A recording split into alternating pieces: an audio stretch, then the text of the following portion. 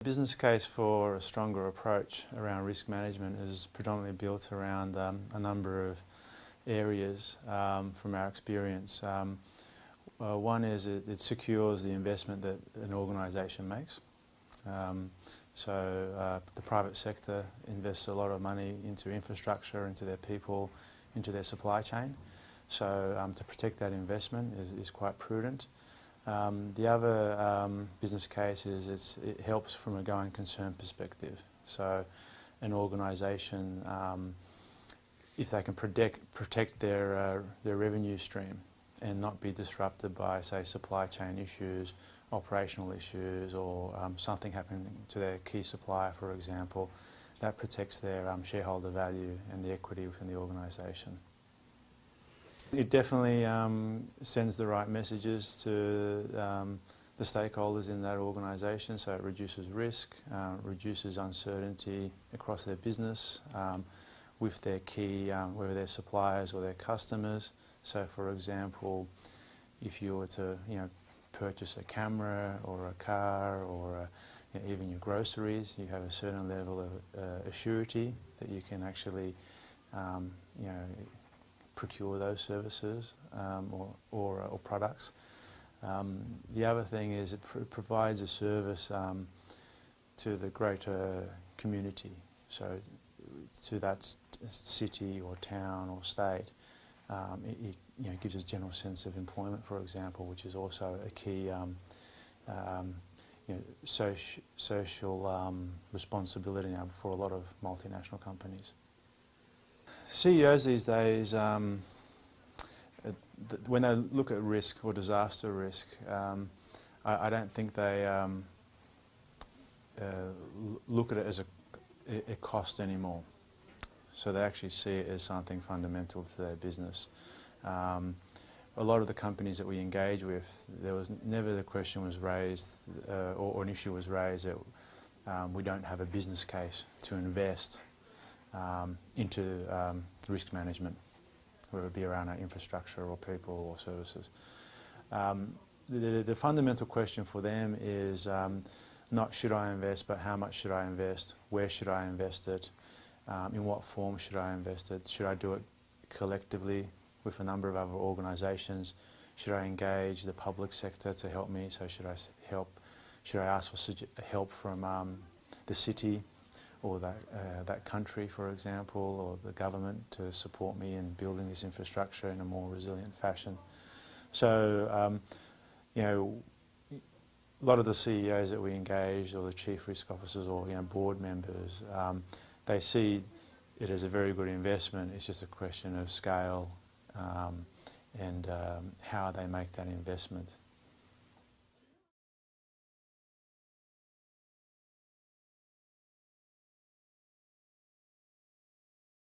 We've definitely seen a change in attitude. Corporations no longer see this as an option. They see it as fundamental to their growth and to protecting their equity within their organisations, not to mention the community. Why that's changed? We've got some very good experiences, say in the last 5 or 10 years. It started initially with September 11. If we go back to a lot of these companies and ask them why did they put in these practices in place, there was certain incidents which initiated the discussion or the thought leadership around it. But unfortunately, these events have also come in quick succession. That coupled with the community response, so it's a lot more visible these days when an organisation doesn't invest. And so, a number of these factors have contributed to organisations, one, changing their approach and how they invest, and second, placing a different level of importance than they did in the past around such investments. Mm-hmm.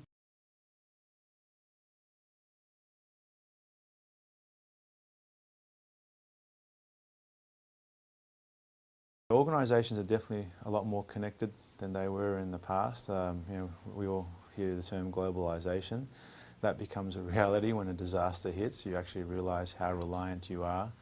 A lot of organisations have been surprised by incidents because where they thought the risk was, isn't the case, and they find that in very niche areas, say a particular small supplier for a certain product which goes into their manufacturing is no longer available, and it shuts down their whole production. We saw that in the electronics industry. So there's definitely a lot more awareness around it, and if we see it in retail, you can go 6, 10 levels deep in your supply chain, and you'll still be exposed. So there's a lot more effort put in understanding your supply chain. A lot of organisations, as much as whether we realise it or not, don't actually understand their full supply chain. They're very good at understanding, a few levels deep into their supply chain, but if you ask them, who are your key subcontractors or manufacturers, 6 levels deep, that they won't have an awareness of, and that there's definitely been a changing attitude towards that. So we find some of the best organisations have greater visibility in such in their supply chain. There's a lot of good best practices out there that we found during our study, and I can rattle off a few examples. One organisation, for example, provides each of their general managers or country managers rebates around their insurance policies if they have certain practices in place. And that the organisation is global, but they actually reward each of the business units or countries units which actually have a more resilient approach to running their business. We've seen examples where other organisations actually invest in their suppliers to ensure that their supply chain is actually very resilient. That not just helps the organisation, but obviously it ultimately helps the customers, but more so the community. So, say the farmers or the local businesses that are supporting that large global organisation are also resilient.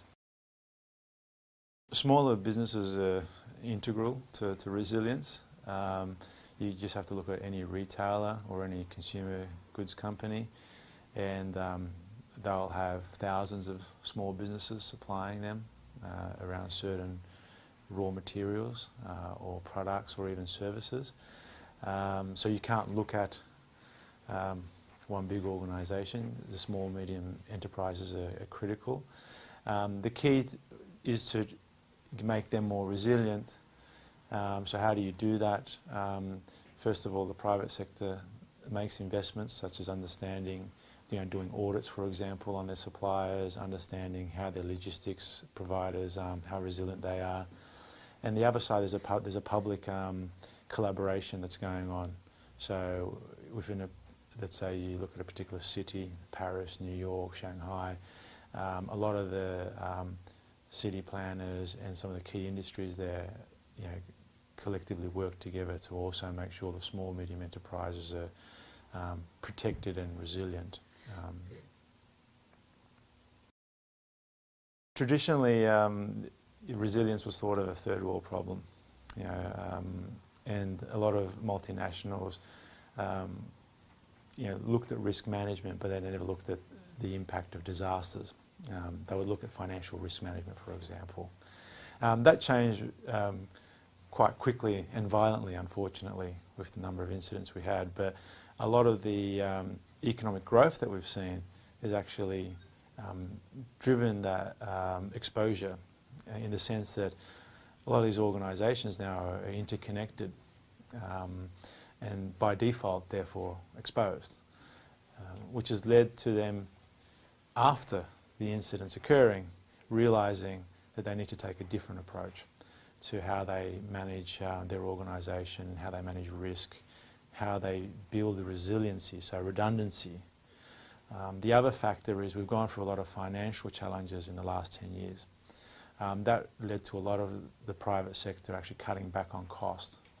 So things like risk management were not seen as high priority because the goal was to generate more revenues and keep the shareholders happy. Now, when these incidents occur at a global scale, and they impact an organisation and their suppliers and their customers, and we have things like Facebook and Twitter and Instagram and all these social networks, all this information bubbles to the surface and everyone becomes aware of your exposure whether you like it or not. So if we look at those two factors, one is your exposure level has increased dramatically at a global scale and the community is aware of it. And the second aspect is your supply chain or your business is disrupted almost immediately when these incidents occur. Has really changed their attitude towards building a more resilient organisation or a company or a group of interconnected businesses.